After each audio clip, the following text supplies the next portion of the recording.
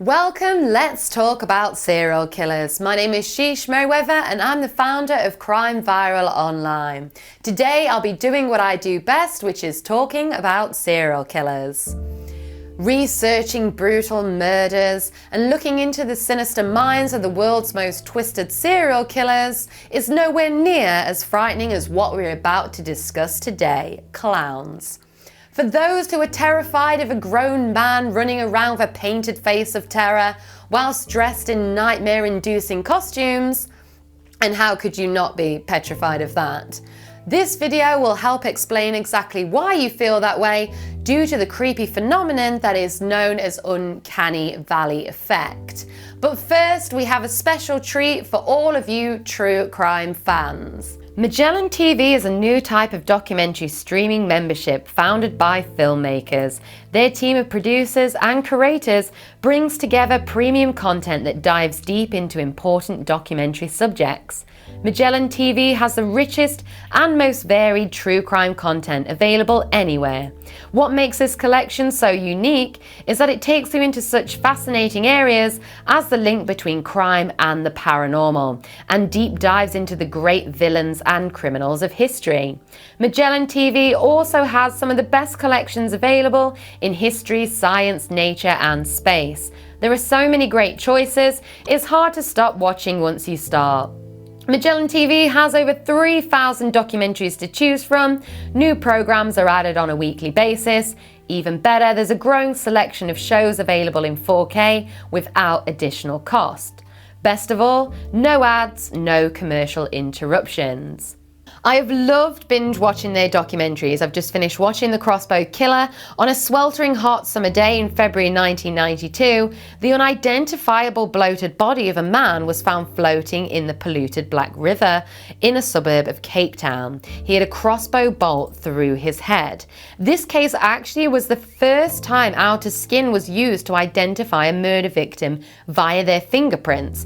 A pretty crazy process, as the pathologist had to physically wear someone else's skin, but all in the name of forensic science and cracking cold cases. I highly recommend you give it a watch. You can watch Magellan TV on any device or connected TV. You can even cast from your phone to your TV. It's super easy to use, so check it out now. Click the link below to get a full free month. Right, let's get you back to those creepy clowns. In 2016, America had a clown pandemic. A string of hoaxes involving pranksters wearing scary masks and dressed in full clown costume terrorized neighborhoods around America. These led to 12 arrests across several states. The first sightings were dismissed as nothing more than a foolish prank, but then it slowly started to become apparent this was not going away. Or as the New York Times explains, they just kept coming and coming across multiple states. Clowns in vans, clowns in the woods, clowns lurking in the shadows, clowns chasing people or doing crimes.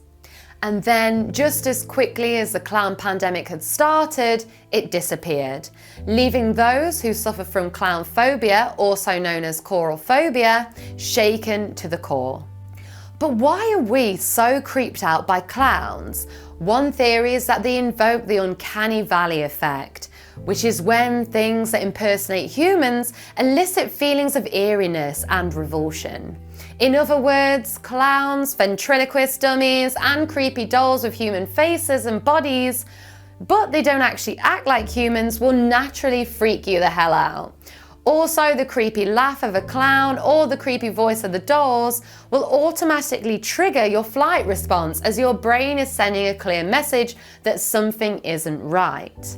Clowns also have an elevated mood and exaggerated facial expressions that aren't normal. They might spray water on your face from a flower or zap you with a buzzer during a handshake. It's this kind of unpredictable behavior, not being able to work out what their next move is going to be, that will put you on edge and induce some serious anxiety. But what could actually be worse than a clown? A serial killer clown, of course. In 1975, John Wayne Gacy created his own alter ego as Pogo the Clown. He designed the clown outfit and makeup himself, although he was advised by other clowns at the Jolly Joker Club he joined not to paint on such a sharp smile, as it would scare the children. Pogo the clown didn't care. He would attend kids' parties for the Easter holidays, Thanksgiving and Christmas. He never took any money for his services, instead choosing to give up his free time to entertain the large screaming crowds of typically around 600 children. However, by the year 1975, Gacy had already murdered 16-year-old Timothy McCoy, 15-year-old Anthony Antonucci, 17-year-old John Bukovich, and a 14-year-old boy who was never identified. Gacy murdered a total of 33 young men and boys who were lured to his home in Cook County, Illinois, with a promise of work. He would serve the drinks from this bar. He also collected several portraits of sad clowns that he displayed around the house. That would have been the first warning sign to get the hell out of there, but these poor victims genuinely believed if he kept him company, they would land some lucrative work contracts, as Gacy was a building contractor with his own successful business. However, the drinks were laced with drugs, and it wasn't long before the victims fell into a coma. The serial killer subjected the victims to several hours of torture, and they were killed. His preferred method was to strangle them with ropes around their necks. Many of the bodies were buried in the crawl space underneath his home. 4 bodies were later found and discarded in the Des Plaines River. The serial killer subjected the victims to several hours of torture, and then they were killed. His preferred method was to strangle them with ropes around their necks.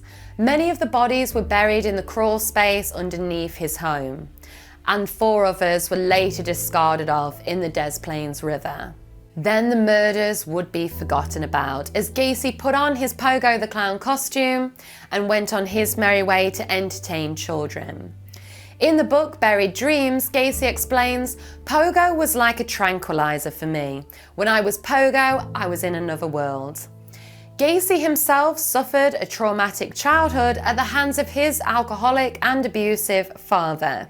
A young Gacy always tried to win the approval of his father, but he was often referred as a sissy. He also received regular beatings. At the age of 11 years old, Gacy was hit in the head by a swing, which caused a blood clot in his brain that was undiscovered until 5 years later. Due to this blood clot, he suffered blackouts, and this also resulted in an irregular heartbeat. He was in a hospital bed for much of his teenage years. His father sat by his hospital bed and accused the young Gacy of faking the blackouts for attention. He saw his son's heart condition as just another failure. Damage to the frontal cortex of the brain can often result in drastic changes in behaviour, aggression and impaired moral judgment. We have another video on this channel about serial killers and head injuries in childhood if you want to check that out. Mix this injury with a traumatic upbringing, often at the hands of violent parents, Gacy became a boiling pot of rage himself. He took this out on his victims. The alter ego of Pogo the Clown was Gacy backsliding into childhood, a childhood he likely felt deprived of, and bringing joy to the lives of others was self-soothing for him. In the book Killer Clown, The John Wayne Gacy Murders, Gacy later told investigators there are 4 Johns. John the contractor, who was a successful businessman, John the politician, who was active in his local community as a Democratic Party precinct captain, the Pogo the Clown alter ego, and a 4th personality by the name of Jack Hanley. Gacy said that Jack was the real killer who did all the evil things. But the Pogo personality was pretty evil too, and he couldn't help letting this mask slip, revealing the true evil that lurked underneath. Gacy said whilst he was entertaining the kids, he would run over to the women in the crowd and grab their breasts, explaining they would think, well, it's okay, he's a clown. He also hated greedy children. If he'd already handed out sweets to a child and they asked for more, he would reach down and say, "You already had plenty," and squeeze the cheek of the young child so hard it brought them to tears. Then he would whisper, so only the child could hear, "Now get away from me."